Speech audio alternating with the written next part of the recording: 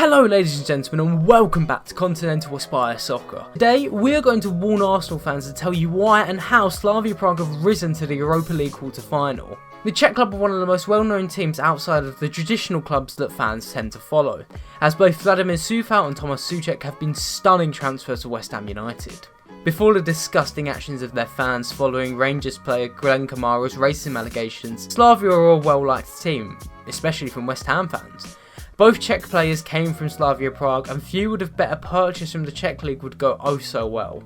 While most of us now want Arsenal to wallop Prague, it's worth looking at what threat they can pose and learn the history of what objectively is a very successful team. Slavia Prague hail from Prague in the Czech Republic. Far from the most decorated club from Eastern Europe, Slavia Prague have been a team more successful since the 1990s. This of course came when Slavia Prague were separated from the Soviet Union and Czechoslovakia. Like recently covered Dinamo Zagreb, it would have been easy for Slavia Prague to fall by the wayside and be nothing more than easy opposition in Europe. However, the Czechs have stayed quietly competitive, winning their league 3 times in the past decade, but also qualifying for the Europa League and/or Champions League every year from 2016 to 2021. While they are yet to win either competition, they have been edging far in the Europa League. In 2018-19, they lost to Chelsea in the quarter-final after defeating Sevilla and Genk. This is a reflection of their standing in recent years. Slavia Prague are on the up and producing better players with better performances. This was sparked by the overhaul of the club's coaching staff, most joined under the new management of Jindřich Dubovský, a 45-year-old manager who was impressed especially this season. After Slavia dispatched of Leicester City in the Europa League, it was another reminder that this Slavic club are here to make a mark. Under Dubovský's management, Slavia have won the domestic league twice and look set to win it a 3rd time this season.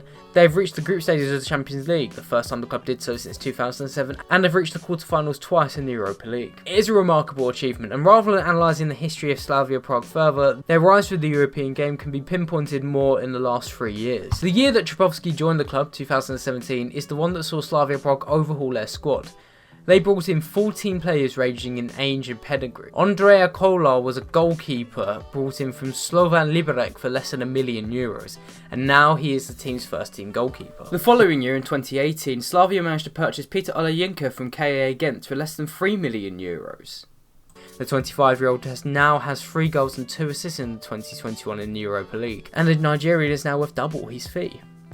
In that same window, Vladimir was purchased from Liberec for less than €700,000. This meant Slavia made a healthy 685% profit on their original purchase. Coufal is just one Czech player that has come through the Slavia Prague route. Slavia Prague have made themselves a home for top Czech talent in the way Dinamo Zagreb have made themselves a home of Croatian talent. In fact, when looking at the last Czech Republic team to play a UEFA Nations League match back in 2020, we can see that 8 players from the first team and bench came through / played for Slavia Prague.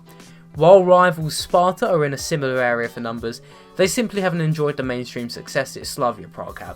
The squad they have built over the past 3 seasons is arguably the best from Eastern Europe. The average age of their Europa League squad is 24.8, and that is a team Arsenal should be worried about. Previously mentioned Kolar starts in goal for Jindřich Dubovský's side, and has kept 4 clean sheets in 10 matches for Slavia Prague in the Europa League. He is a solid foundation for this team. He bravely took a horrible challenge in the last match and had to be subbed off. The defence as a whole has been tight for Prague, and in the league they have conceded just 15 goals inside 23 matches, the best defensive record in the Czech Republic.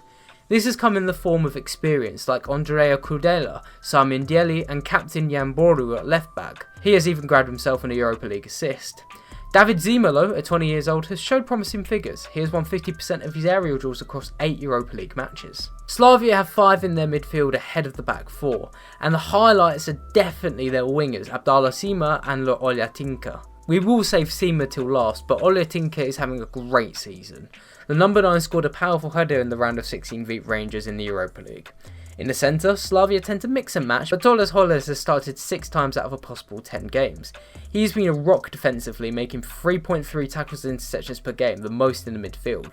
He also wins 64% of his duels, meaning more often than not, you don't really get past him. Another midfielder to watch out for is Nikolai Claudi Stanciu. He has grabbed a goal or an assist in each of his last 6 games, including goals against Leicester and both games against Rangers. He is a great set-piece taker, which was exemplified by his goal against Rangers. And he has also got 9 goals in the Czech League. Up front, 24-year-old Jan Kuča has quietly got 2 goals and 2 assists in the Europa League. He is a penalty box poacher and has 11 goals in the Czech League. He scores once every 110 minutes and at 6 foot tall is quite a handful. He typically drops into the channels and facilitates the inside runs of the main man, Abdallah Sima.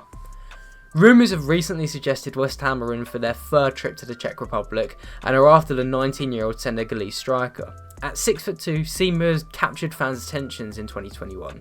He has 4 goals in Europa League, scoring a wonderful goal in a man-of-the-match display against Leicester in the round of 32. Despite being fielded mainly at right wing, Sima is not much of a dribbler but more of a shot taker. He is yet to create a major chance for his teammates, but he has been shooting the most in the side. He has also shown good pace and very impressive strength for someone so young. 11 goals and 5 assists in the Czech League backs up what has been a great season for Sima. This is his debut campaign in senior football. He grew up in France before moving to Slavia Prague in 2020, and Goal.com called him the Senegalese Henry for his impact off the wing and coming inside on his left foot. Everton, Juventus and West Ham and Arsenal have all said to be watching him. He has a reputation for a big game player too, as he scored 2 goals in the Slavia Sparta derby. "I'm happy here. I feel good here," he told Prague Media, but no doubt, if any offer comes in from a Premier League side, he'll be tempted. The goal against Leicester was superb, firing in from outside the box. Incidentally, it was his first left-footed goal in the Europa League, with the rest of his goals coming off his head. Overall, Prague have been a really solid, tough side in the Europa League. They have come well prepared, dropped deep, pressed high and nullified opposition players and given up few chances. Arsenal are banging form at the moment, however do not write off Prague yet just because they're from what many will lazily call a farmers league. Arsenal are the favourites, but if nothing else, keep an eye out for Sima and Olayinka and how well the team is set up by the manager. We predicted Zagreb to do well and they beat Tottenham, so keep an eye on Slavia Prague's interesting players no matter what you think of the club. Thank you for watching Continental Asprie Soccer. Please subscribe, and if you enjoyed this video, just check out some of our other ones. We did a great video on Qatar's Aspire Academy, and you can always go and look back at our brilliant videos on Le Havre and Dinamo Zagreb, and we upload these videos every single Wednesday. Thank you for watching.